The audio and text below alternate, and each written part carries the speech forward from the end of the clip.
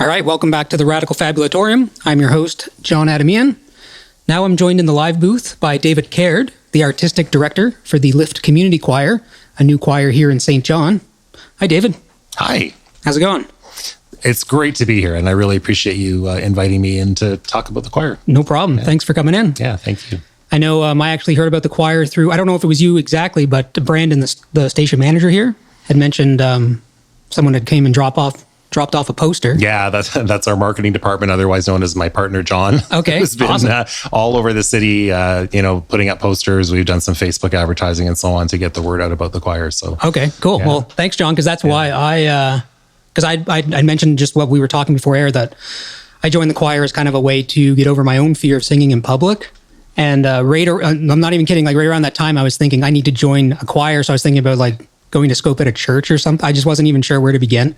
And then Brandon, the manager here, mentioned, hey, this person was in talking about some sort of choir. And I was like, well, that's got to be some sort of sign. Yeah, and there's been so many really cool coincidences that have led us to have Lift and to start it. Mm-hmm. Lots of folks that have helped us out. So, that's just one more example of sort of right place, right time to be starting this adventure. Yeah. So you've noticed a couple serendipitous or strange coincidences happening? Absolutely. Just the way that we got our rehearsal venue. We actually, our concert venue is going to be Harmony United Church. Mm-hmm. And we were taking a poster in to ask them to put it up to advertise the choir. And the space is beautiful. It's big enough, and they had just started hosting public events again after shutting those activities down for COVID and so on. So our dates were available. It just sort of everything fell into place. Yeah. So there's been lots of that. Cool. So not only the venue available, but the actual specific dates too. And yes. Yeah,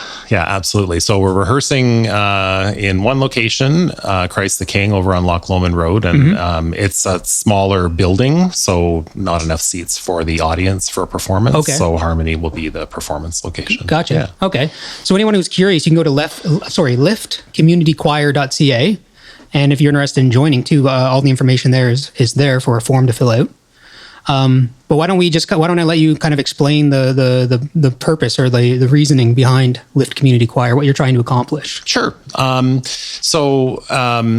Just a little bit of history. We're fairly new to St. John. We moved here last July from Victoria, BC. And one of the first things we did was join a choir. We've both, been musical all our lives. I've been singing forever, and have led a number of choirs and been music director for a theater company and so on. So, kind of wanted to scope out what was available. So we joined the St. John Chorale, which is a great, more sort of formal choir. Okay. In fact, they compete and were recognized nationally this year for folk song entry that we did in the music festival. Okay. And we went to a lot of concerts and saw a lot of other choirs, and we sort of noticed that the models seem quite traditional. It's there are professional musicians who are leading these choirs and earning their living doing that. More sort of formal concerts with fixed price tickets and so on. Okay. So the model that I've been quite successful in previously with Joyful Voice Community Choir in Vancouver was a non-auditioned, more bring the community together and let the music take care of itself. Okay. This is my give back to the community. I don't take any money for this. It is an absolute joy, actually, for me to do it. In fact, my partner often tells me when I'm in front of a choir, I'm headed true north. It's the one thing that I really seem meant to do. Cool. So we started, looking around for where would we do this? How would we do this? I have to say this is my first startup. Okay. I came to Joyful Voice when it was already in existence in a slightly different format, but we already had a core group of members and an accompanist and so on. So there's been a lot of logistics to get through to make sure that we're going to be successful when we start rehearsals. September 12th. Okay. Yeah, September 12th. And that'll be, and the rehearsals will be every week on Tuesday evenings, right? Every Tuesday, yes, 6:30 to 8:30 or 9, depending on how things are going as we approach concert date. We, can go a little bit longer and get a little bit more time. But yeah, it's every Tuesday night. And then our first performance will be Wednesday, December 6th. Cool. So you mentioned, and again, before we came on air, we were talking about how, you were in the Toronto Mendelssohn choir. Yeah. Or I'm not sure I'm saying that name right. Mendelssohn? Yeah, okay. That's right. Oddly enough, Mendelssohn is one of his violin concertos. I always kind of appreciated classical music, but I just kind of struggled to find anything that hooked me. And then the algorithm fed me that violin concerto one time, and it totally changed the way I heard classical music. And now I kind of start my day every morning with some Bach or Beethoven or something like that. Cool. So that's another little interesting coincidence, I guess. Yeah. And then you also just mentioned that there's kind of the formal or traditional choir, and this is kind of a different approach, community choir. Yes. So as someone who doesn't know anything about choirs or chorals or any of that stuff, when you say formal or traditional, can you explain that a little further? Yeah, so I think just more sort of how we think about going to a choir concert. Like I say, with a set of fixed price tickets, admission is $20, $25 at the door.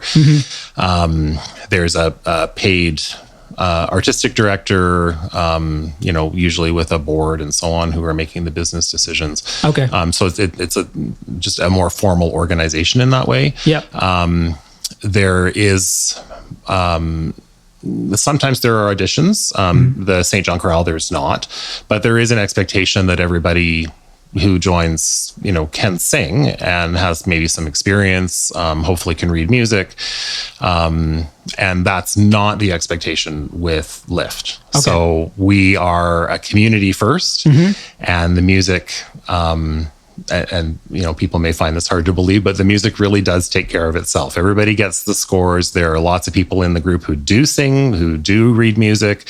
I teach the music each week so that we're learning as we go, and we come out with a great concert in 3 parts, 12 songs, 3 audience participation numbers. It works. Cool. So, and financially, it's a little bit different as well. Again, I'm not paid. We're an incorporated not-for-profit. We aren't a registered charity, mostly because if we get business sponsorship, they want to write it off as a marketing expense, not a donation. And people who spend money to come to the concert are getting a concert, so it's not tax deductible. Okay. So there's fairly limited charitable options, but we are a registered not-for-profit, so full financial disclosure. The choir members will be hearing that business side of things. Yep. And we're not going to sell tickets. It will be a pay what you can at the door entry fee, and we also share some of those proceeds with a local charity. Joyful Voice always shared with the Vancouver Food Bank Society. Okay. And we also encouraged, the church that we performed in had a food ministry. And so we encouraged the audience to bring non-perishable food items to our shows as well for the food ministry. So there's always some sort of consciousness around helping the community that is around us while we build our musical community as part of Lift. Very cool. I like hearing that. Yeah. And so you mentioned you moved to St. John. Was it this past July or last 2022 July? 2022 July. 2022. Yeah. So you were in Vancouver and Toronto, so you're familiar with the big city life. Absolutely, yes. So here in St. John, especially with the pandemic, it kind of exacerbated things, but there was already a bit of a population boom happening here slowly, and then COVID kind of just made it exponential. Yeah. And so we see homelessness now it's visible in St. John, which if you were here even just 3 or 4 years ago, you kind of knew it was there, but really you wouldn't see people in the streets. You wouldn't really see people camping on the streets or a tremendous number of people asking for money or food. I'd spent some time living in Montreal, so I was kind of desensitized a bit to it, but I found that transition kind of interesting watching this happen here, because this would be one of our New Brunswick's quote unquote cities. But a lot of those city aspects were just kind of never on the surface. And so it's nice to hear that is part of your approach you want to support the community in that way. Absolutely.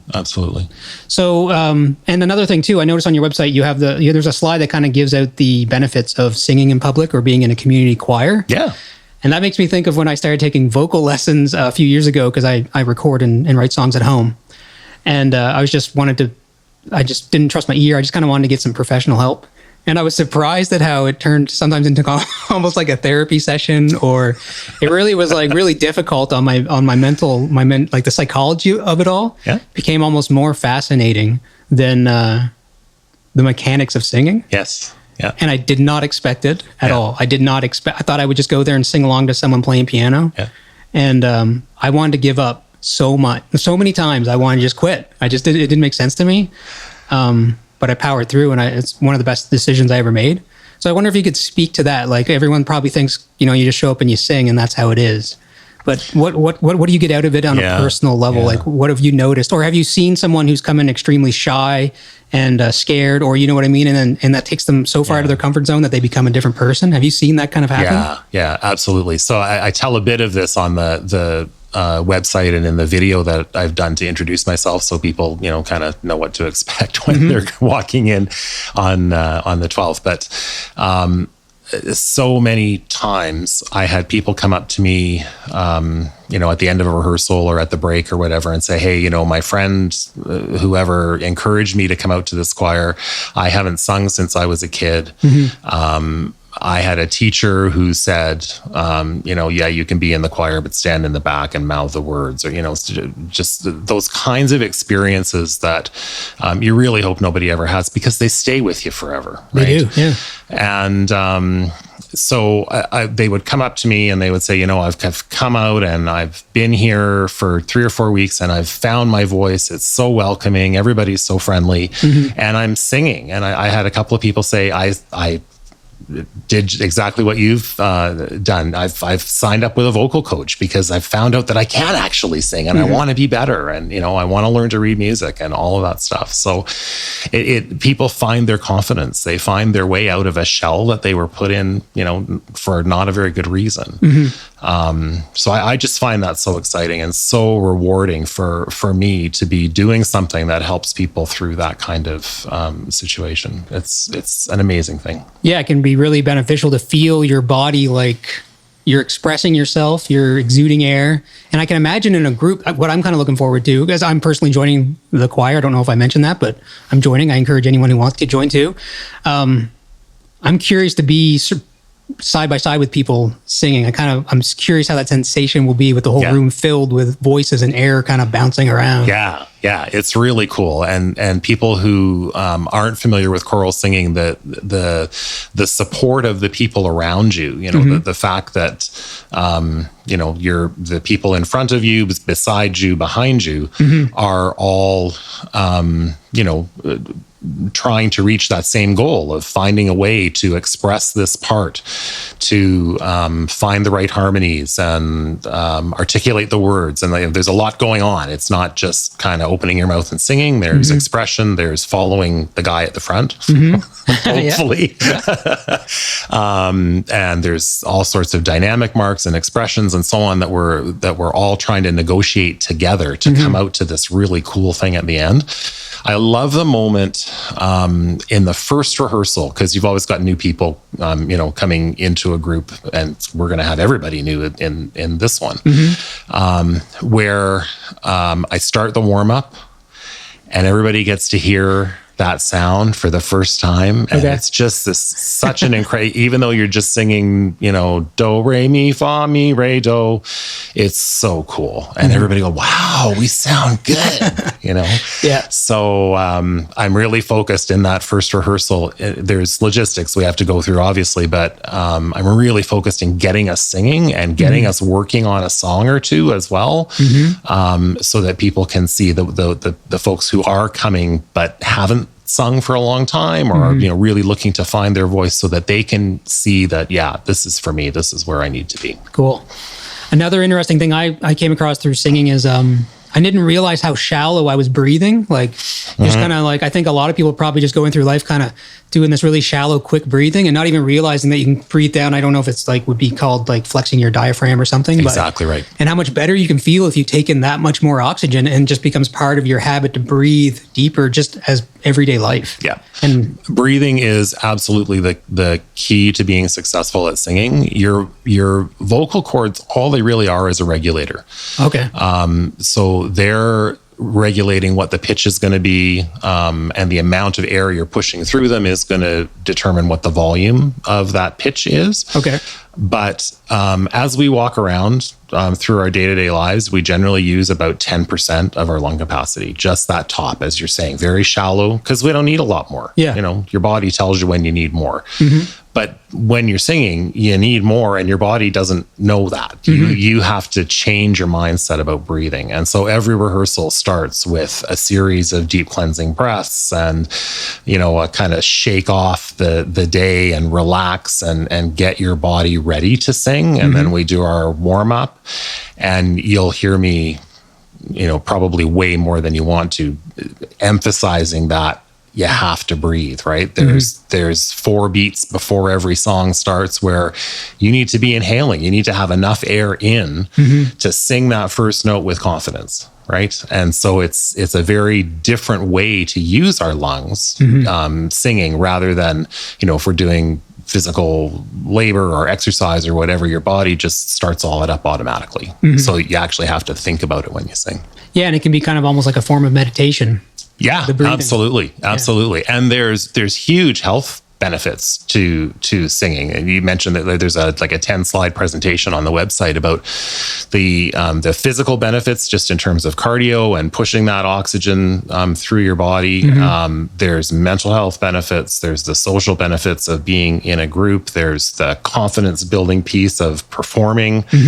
And, you know, people are so proud when we pull off a concert and their family, their friends, their coworkers are within the audience cheering them on. Yeah. It's just such a cool experience. Cool. Yeah. I'm selfishly looking forward to that, to that feeling. That's great. I know when I was taking vocal lessons too, another total surprise to me. Now, I've said this to a couple people and they're just like, why didn't you expect this? But my teacher would say, you know, there's muscle memory involved. So I kind of come from the, you know, get straight A's, kind of like I was really good at learning and being good at things right away. But then having to deal with the fact that there's muscle memory involved, which is like the only way to get better is to actually do it. Can't just like read a book and be like, okay, I understand this perfectly. And I remember that just being so shocking to me that there's muscle memory involved, and I had to fight through that. I don't know, that need to be good right away, if that makes any sense. Yeah, absolutely. Yeah, because you're doing something different. You've got to train your brain to do something different, right? Yeah. And there's that whole thing about, you know, to form a new habit, you have to do it every day for 21 days kind of thing to start building the neural pathways in your brain to make it happen. Yeah. Exactly right. Yeah. My big one is playing the piano, right? So I say I sing publicly and I play the piano privately. Okay. And the one thing that, you know, I would absolutely say my parents got right. We never want to do that, right? But the one thing they absolutely got right is that I didn't practice enough when I was a kid. Okay. I didn't form that muscle memory. So playing for me is a struggle, which I will be doing with the choir, because we won't have an accompanist for this first season. We're going to be using what are called show tracks. So backing tracks with full orchestras and percussion. And so they're pretty cool to sing with. Yeah. And then for rehearsal to be banging out the parts, that's going to be me up at the front doing that. So, okay, cool.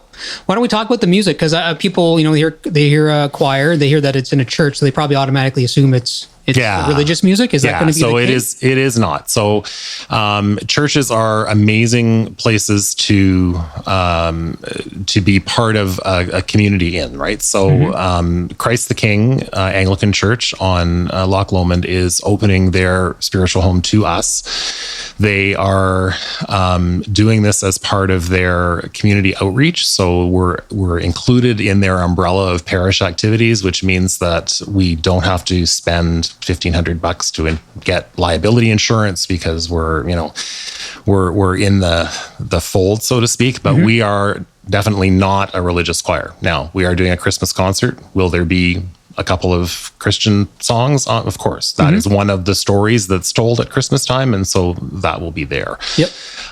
But in terms of the music, a really broad range. I try to make the program as fun as possible.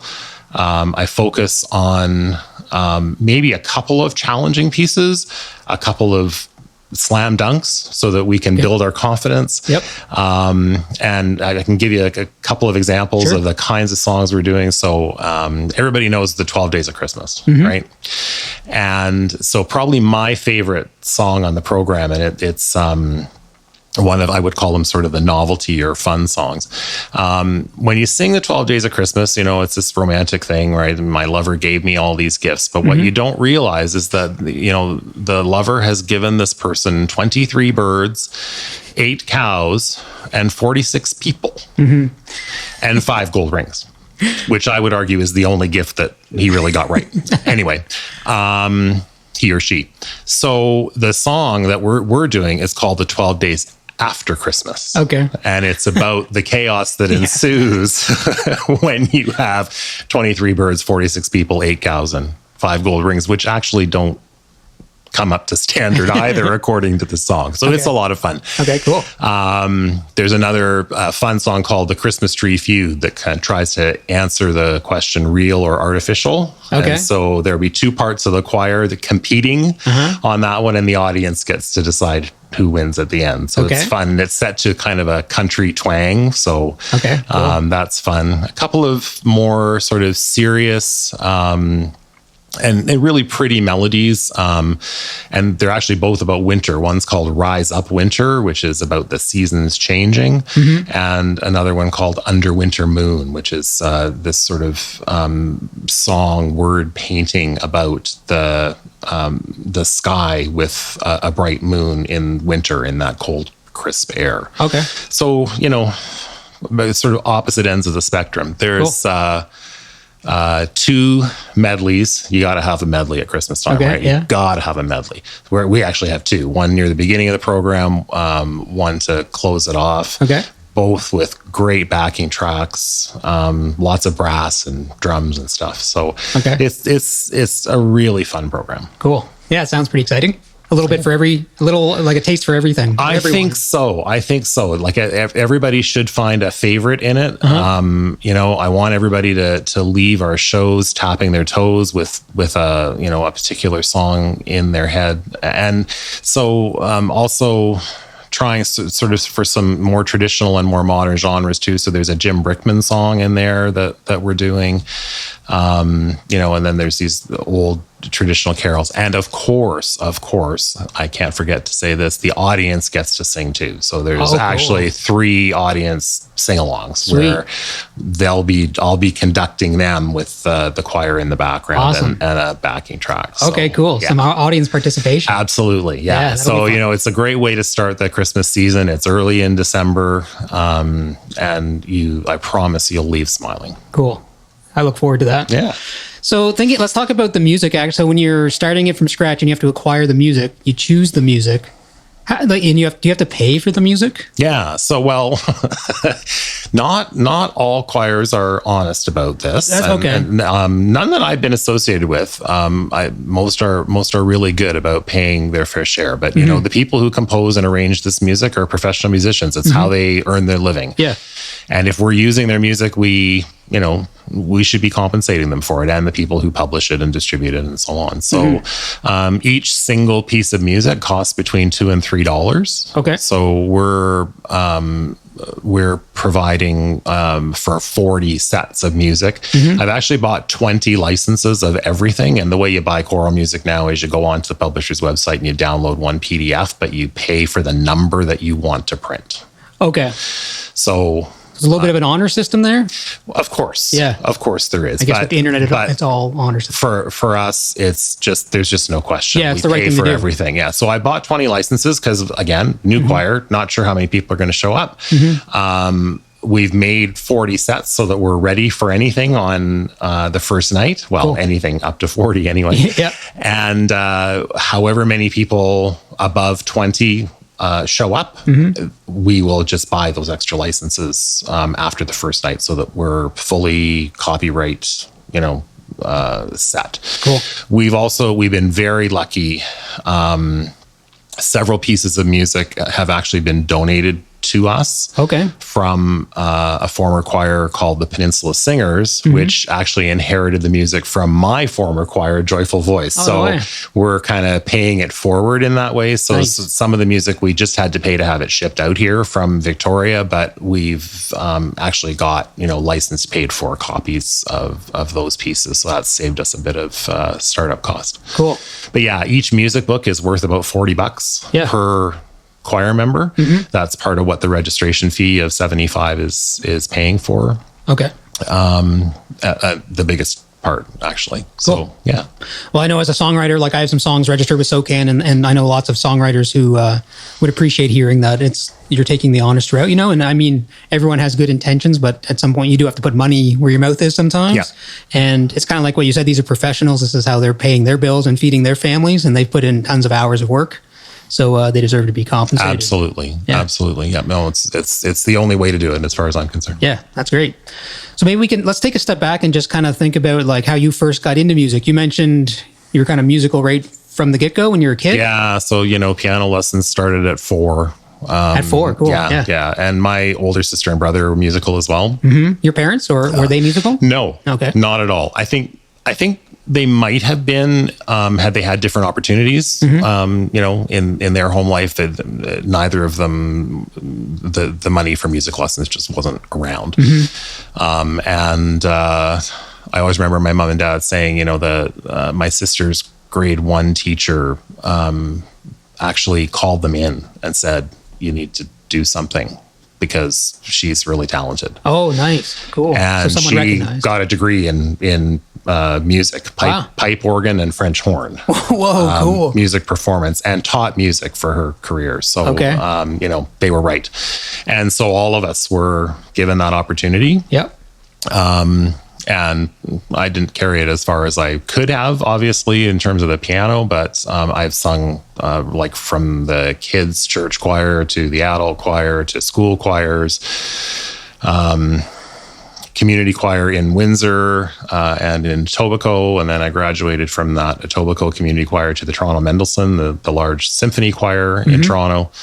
Moved to Vancouver Bach choir, similar, large 150, 160 voice choir that has a professional corps and sings with the Vancouver Symphony. Okay.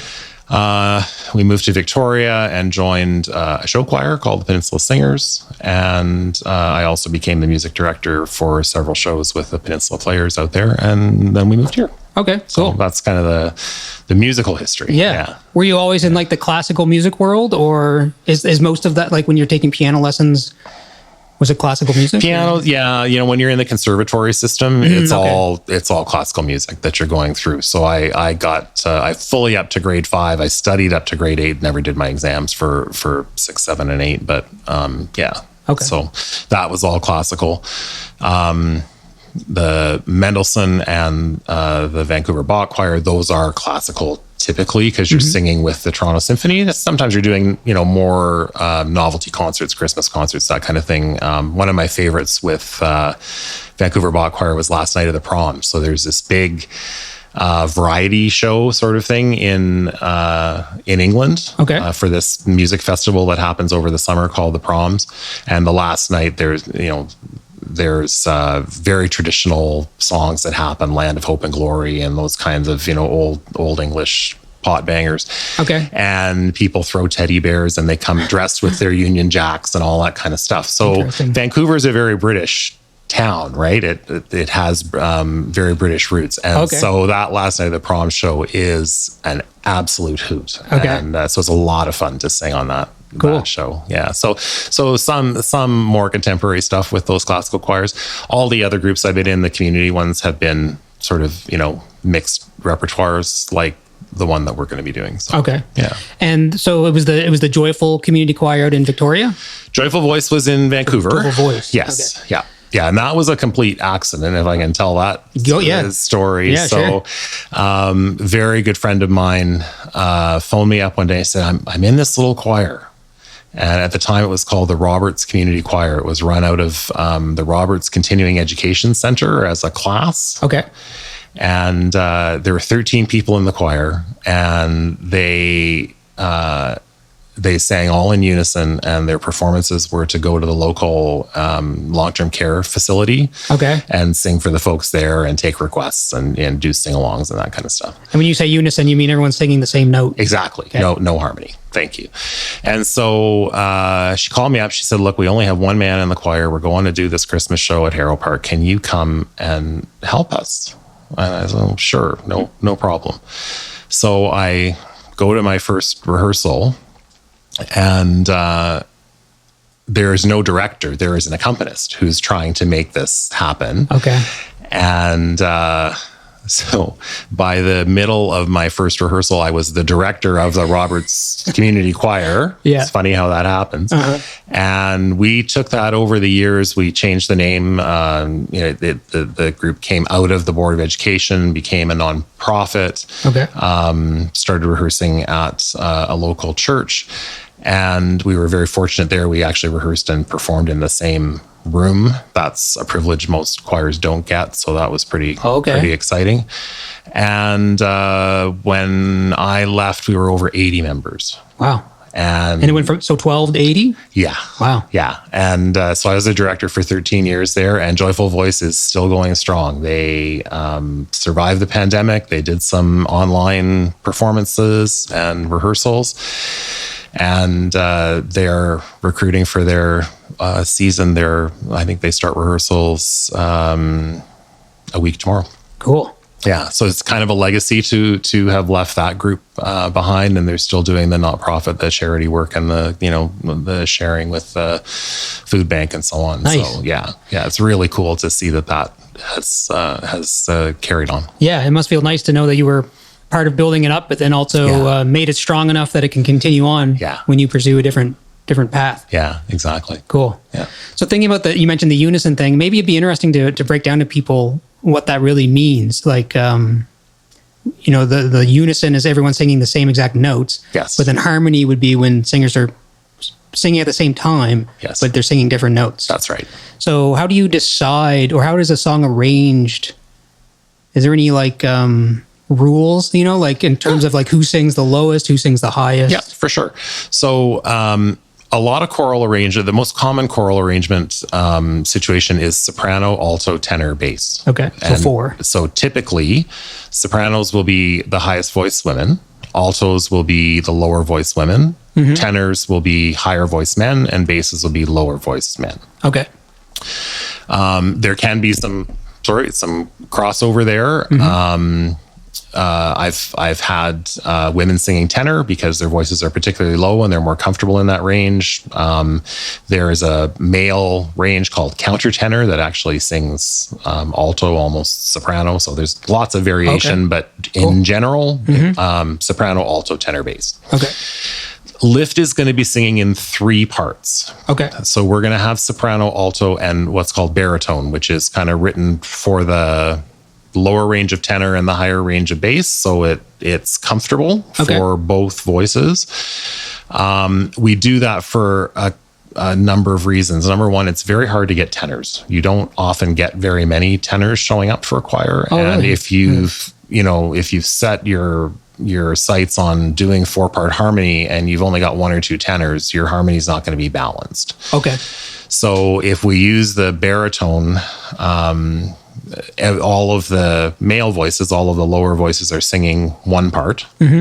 It also, in a choir that's less experienced, perhaps that has fewer experienced singers, it takes less time to teach because I only have to teach 3 parts, not 4. Okay. So it cuts the rehearsal time for each song down by 25%. So that's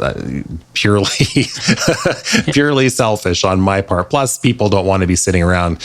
You have to work with each section individually, and that means the other 2 are maybe looking at their parts or just kind of waiting. And so you want to minimize the amount of time that's happening too. Okay. So that's what we'll be doing. So we'll have a soprano, which is the higher voice for women, and generally the melody. Then altos in the middle and baritone on the bottom. Okay. And is it and men and women are kind of like naturally an octave apart? Is that true? Is that too much of a generalization? Or a bit. I think that alto and tenor are fairly close, that lower women's voice and the higher men's, they sort of cross over in their ranges. But yeah, like I would say bass is, sort of an octave down from tenor and alto. Soprano would be an octave up from tenor and alto. So yeah, you're singing in that. But there is a lot of crossover in the ranges for sure. Yeah. Cool.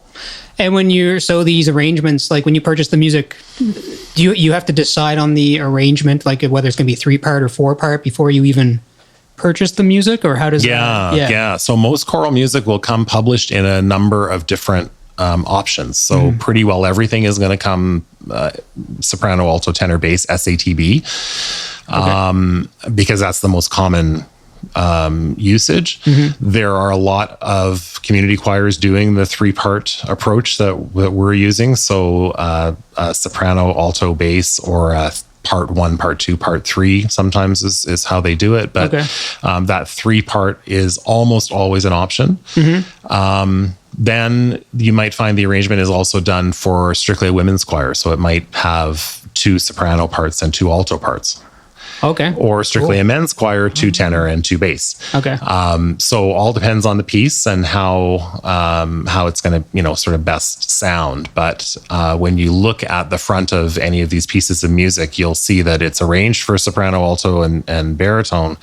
But down at the bottom, it will say also available, and it'll say SATB, TTBB, SSAA, whatever the sort of codes are for those different arrangements. And do you have access to those arrangements just from the one purchase of the copyright? No. Okay. So because it's all, each arrangement is there's work that goes in each arrangement. Exactly. Yeah. Because and they're quite different actually. If you compare a soprano, an SATB to an SAB score, you're going to find things in different places. Like there might be a little solo bit where the sopranos have a melody with words and everybody else is oohing or awing, to accompany them, something like that.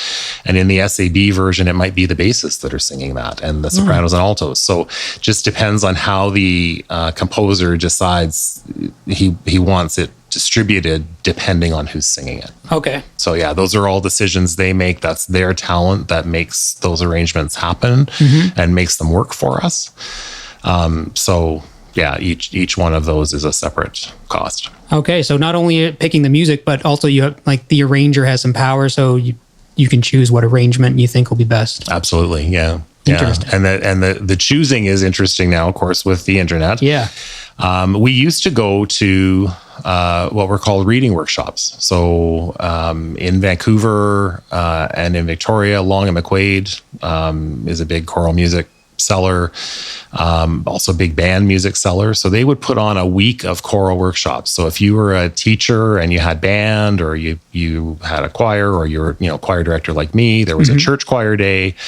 All the conductors would come together and you'd get a stack of sample music, and there would be a choral clinician there, and you would sing through all of this music. So you could actually experience it. Oh, interesting. And then choose what you wanted for your program. I see. And they were lots of fun. We had a great time doing those. But that doesn't necessarily exist anymore. What does exist is the publisher's website, where they've got samples of all of these right up on the screen. So you go to YouTube, you go to Alfred Music, you tell it what song you want, or you can just view the catalog, and it'll flip the pages of the music right up on your screen while it plays the recording, the studio recording of the show track with a reference choir doing the parts. Okay. So that's what we do all summer long. We listen to Christmas music. We used to get CDs of the current catalog, and you'd hear us driving around Vancouver with the windows open and Christmas music blasting away, trying to pick all this stuff out in July. So Christmas in July, people are like, come on, give it a break. Yeah. Yeah. For me, when it gets here, it's kind of like, okay, that's funny. We done yet? Let's move on, because it's been happening since early summer. Gotcha. Yeah. It's just part of the gig, eh? That's one of the sacrifices. That's right. Okay, so that makes me think. So in songwriter world, you're singing a song, the melody is generally your voice and your lyrics. So then you're picking a key based on where the melody sits for your vocal range. Is a key a consideration in choral choral music, or is it because everyone's in different? You're not fitting the music for one particular person. Is choosing the right key not necessarily a thing?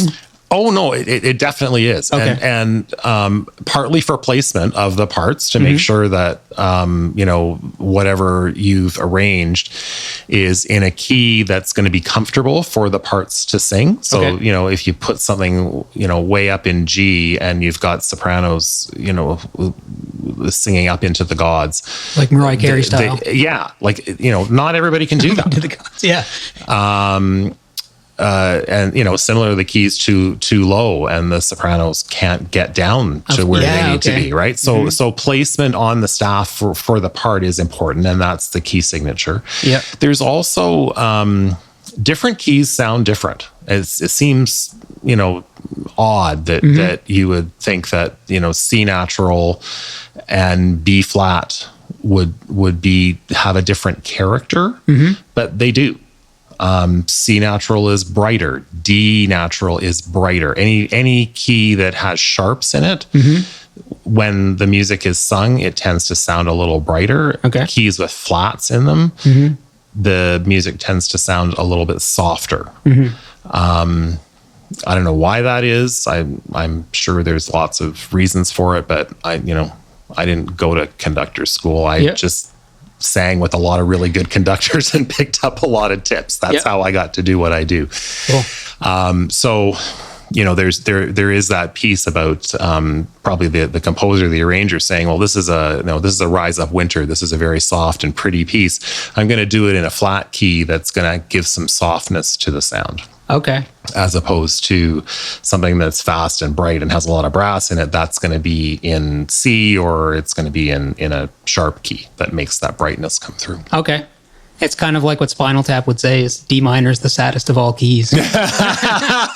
That's true. And it is a very, kind of subdued key. And I've actually just kind of become more aware of this lately with our last conductor in the St. John Chorale.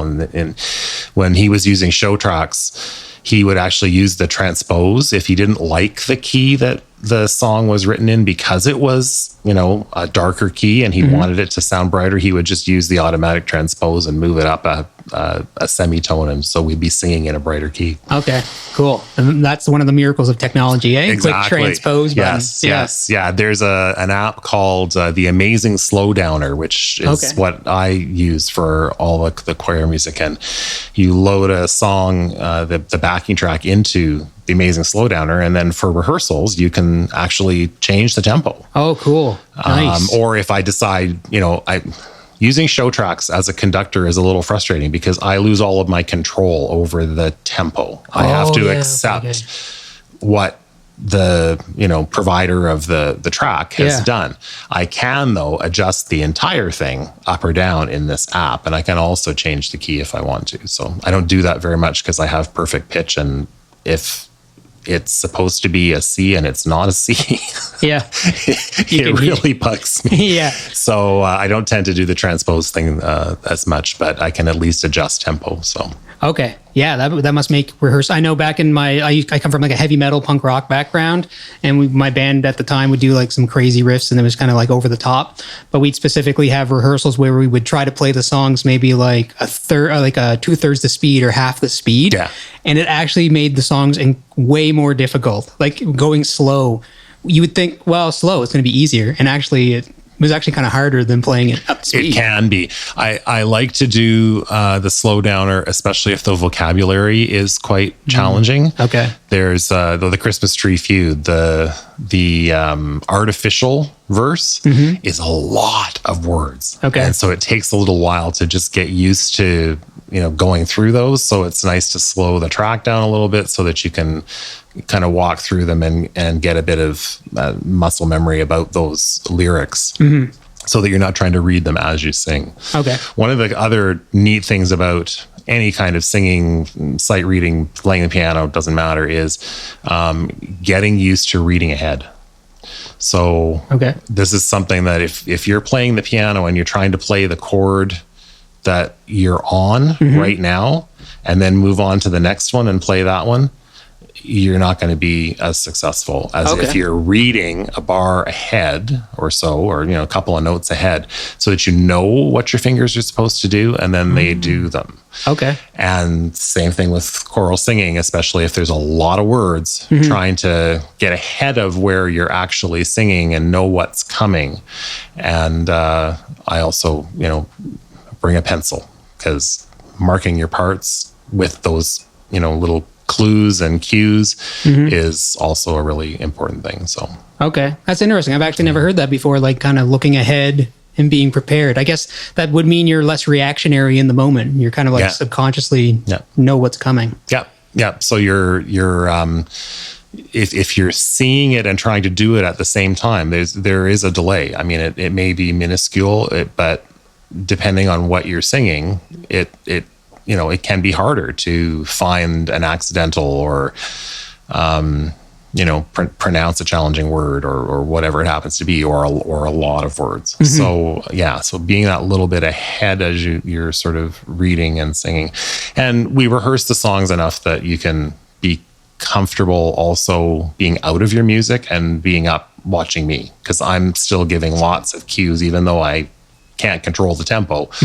I'm still giving lots of cues about dynamics and starting and stopping and cutoffs and where breaths should be and all that stuff. That's all coming from my hands at the front of the choir. Okay.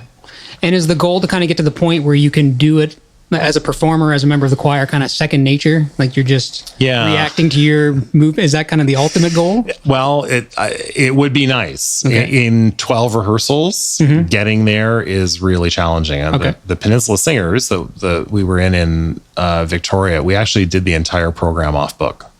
Off book? Okay, so no notes or anything. You had to do a lot of work between rehearsals to memorize everything, because there was also, being a show choir, there was a fair amount of movement going on. So imagine 65 people on risers on stage in a theater, and we're kind of acting out the song. As we go. So there's lots of action and movement and jazz hands and all that kind of stuff. So you can't hold a book while you're doing that. Gotcha. I won't be asking Lift to be off book. I hated it. I have to tell you, it stressful. It is very stressful. Yeah. Yeah. I did it for 3.5 years, and I never got to like it. So I've got my book at the front on my stand, and I'm following along with all of you. I'm probably singing the baritone part with you as we're going. But so we're not going to take you off book. Cool. But second nature is nice. If you really know the song and you can be more with me and less in the book, that's going to make for a better quality piece that's not just sung, but it's performed. Like emoted. Because, yes, exactly. Because we're together, we're not just getting notes and words in the right place, but we're also getting things louder and softer in the right places. We're starting all together. We're cutting off all together. That's my job, is to make those kinds of things happen. Okay, cool. I always find it interesting when you thinking about the technicalities of music and performance, but also the fact that you're trying to really, it's all about a feeling, like making people feel something. And so there's this really interesting blend of technical precision mixed with artistic freedom that music has, I find. Yeah, and maybe maybe most arts have that, but it's just fascinating to me. Well, music, when it comes right down to it, music is mouth, right? It's sound is frequencies, right? And that's all numbers. And music is, you have a time signature. There's 4 beats in a bar, and a quarter note gets 1 beat. So that means every bar has to add up to 4. And no matter what happens, a whole note is 4 beats, a half note is 2 beats, a quarter note is 1 beat, and so on, right? And so it's all math. And so you have to have that kind of, that split brain where you can understand all of the the technical components, the mathematical components of it, and also put that feeling so that, the audience gets that sense that they're being wrapped in a, a warm blanket with this song or whatever the feeling is, the joy that you're trying to convey, that needs to come through. Yeah, it's like the performers are the architect and the audience doesn't realize the math is in it. Like they just get to experience the emotion of it. Exactly. Yeah, exactly. Really yeah. And if you hear a choir that hasn't had a chance to prepare enough, right? Or they're sometimes it's, one song they're just not confident with, and it's going to be very kind of a line, right? Of not a lot of variation in the tone and the dynamics, the volume, and so on. A well-prepared choir who's with their conductor, who's giving them those cues, and they've come to know and understand what all those weird hand gestures are. And I'm very kind of demonstrative. Like I move around a lot with the choir at the front and really try and pull out exactly and give people a lot of information about what I'm looking for. Cool. And I try to be very consistent with that so that everybody knows what to expect. That's another important piece for the conductor is to. Nothing should be a surprise. When we get onto that stage with an audience, they should know exactly what I'm going to do. Okay. And it's my job to make sure that happens. It doesn't always, which is also, why it's important to watch the conductor, because if I screw up and you're all with me, nobody knows. They don't have the sheet music. It's all fine. Yeah. And that happens more than most choral conductors would care to admit, I think. It reminds me kind of like Frank Zappa. I guess he would sometimes like change music or like he would instruct people to kind of like change keys right in the moment during a live performance just to keep the musicians on their toes.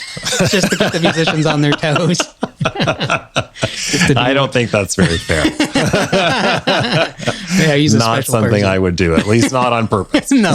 Yeah, Frank Zappa's one of those special occasions. It makes me think too, so I do some audio engineering, like recording it and that sort of thing too. So the technology there is wild. Like it's great for a writer, to be in your apartment or your home and be able to put together a full production. But what does happen is that because it's so easy, you can click a button and it's called quantizing. And then the drum loop you've put in will be automatically, right on the one. The downbeats will be perfect. The upbeats will be tight.